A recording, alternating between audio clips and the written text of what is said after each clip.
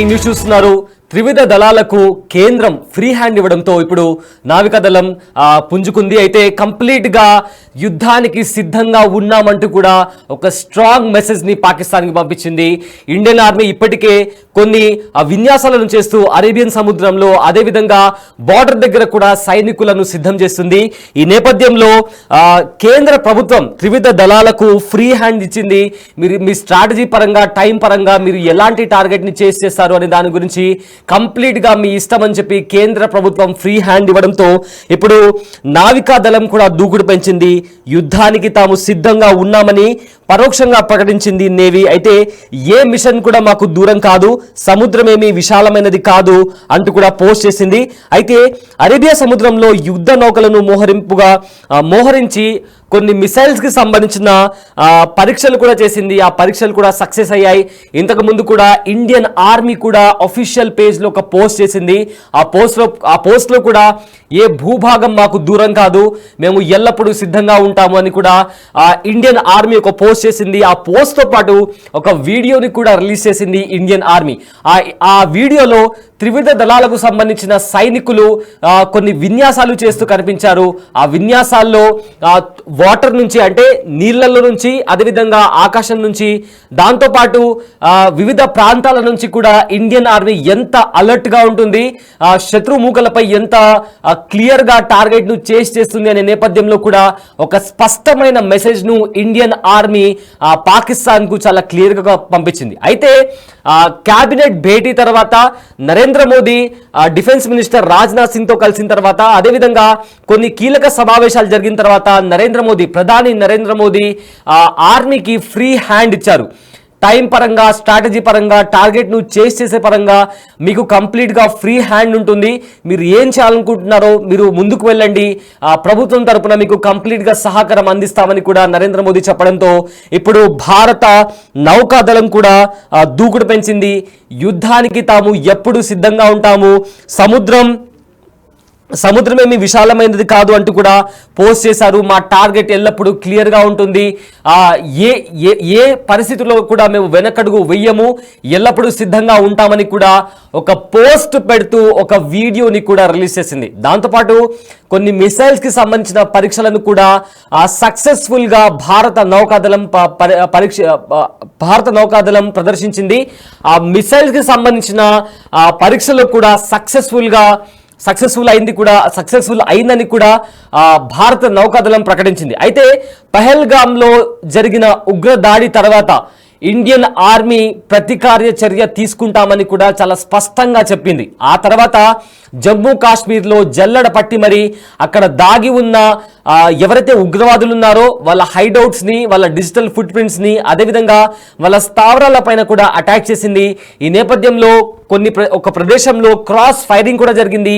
ఈ cross firing నేపథ్యంలో లష్కర్-ఏ తోయిబాకి సంబంధించిన ఎవరైతే కమాండర్ ఉన్నారో ఆ కమాండర్ ని కూడా ఇండియన్ ఆర్మీ హతమార్చింది. ఆ తర్వాత చాలా చోట్లలో కొండ ప్రాంతాల్లో కావచ్చు, మారుమూల ప్రాంతాల్లో కావచ్చు, జమ్మూ కాశ్మీర్లోని పలు ప్రాంతాల్లో ఏవైతే వాళ్ళ హైడౌట్స్ ఉంటాయో కొంతమంది ఉగ్రవాదులకు సంబంధించిన ఇళ్లని కూడా ఇండియన్ ఆర్మీ ధ్వంసం చేసింది. ఈ నేపథ్యంలో ఇండియన్ ఆర్మీ చాలా స్పష్టమైన మెసేజ్ ను పాకిస్తాన్ కి పంపించింది.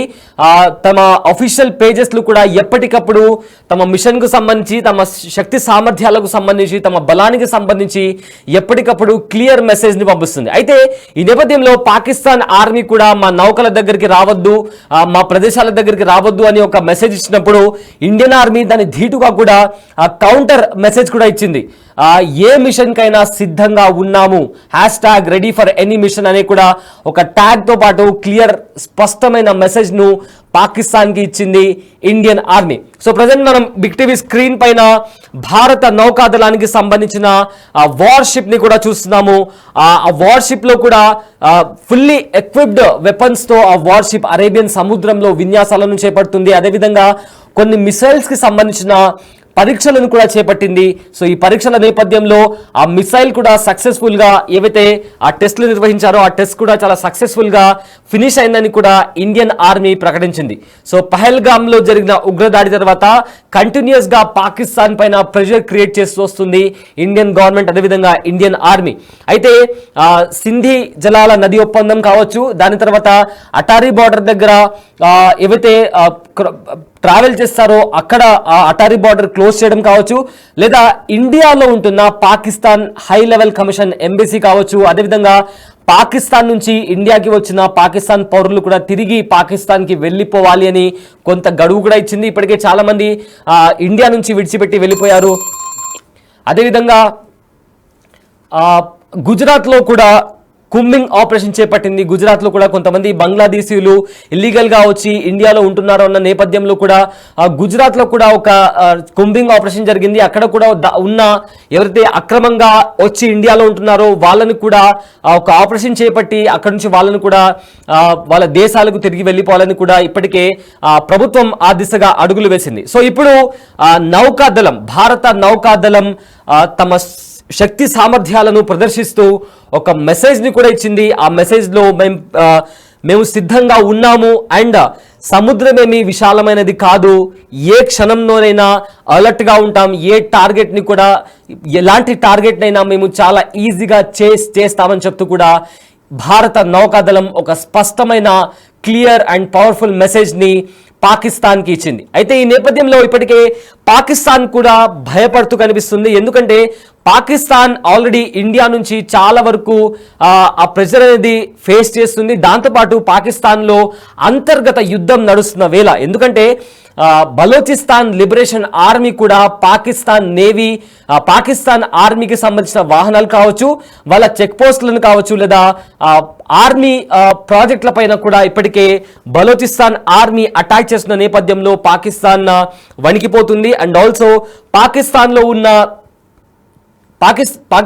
ఏవైతే అపోజిషన్ పార్టీస్ ఉన్నాయో అవి కూడా ప్రభుత్వానికి సహకరించట్లేదు. అండ్ ఆల్సో సింధీ నదీ జలాల ఒప్పందానికి ఇప్పటికే ఇండియా స్టాప్ చేసింది. కాబట్టి ఏదైతే అక్కడ వాటర్ క్రైసిస్ ఉన్నాయో అవి మరింత పెరిగాయి. ఈ నేపథ్యంలో వాటర్ క్రైసిస్ అనేవి పెరిగితే వ్యవసాయానికి తీరని నష్టం, ఎందుకంటే ఎక్కువగా పాకిస్తాన్ అనేది వ్యవసాయం మీద ఆధారపడి ఉంటుంది. అలాంటి వ్యవసాయం అనేది ఆగిపోతే, అంటే పంట పొలాలకు నీళ్ళు అనేవి అందకపోతే, టైంకి నీళ్ళు అనేవి అందకపోతే పూర్తిగా ఆ పంట పొలాలు దెబ్బతినే పరిస్థితి నెలకొంటుంది. ఈ పరిస్థితుల్లో కంప్లీట్గా ఎటు చూసినా, ఏ మూలను చూసినా పాకిస్తాన్కి కంప్లీట్గా సమస్యలతో పాకిస్తాన్ కొట్టుమిట్టాడుతుందని మనకు చాలా క్లియర్గా కనిపిస్తుంది. సో ఇప్పటికే step by step Indian army పాకిస్తాన్ని దెబ్బతీసే దిశగా అడుగులేస్తుంది. అయితే స్టార్టింగ్లో పహల్గామ్ దాడి జరిగిన స్టార్టింగ్లో కాస్త నెమ్మదిగా అడుగులేసిన ఇప్పుడు మాత్రం భారత ప్రభుత్వం చాలా ఫాస్ట్గా అడుగులు వేస్తుంది.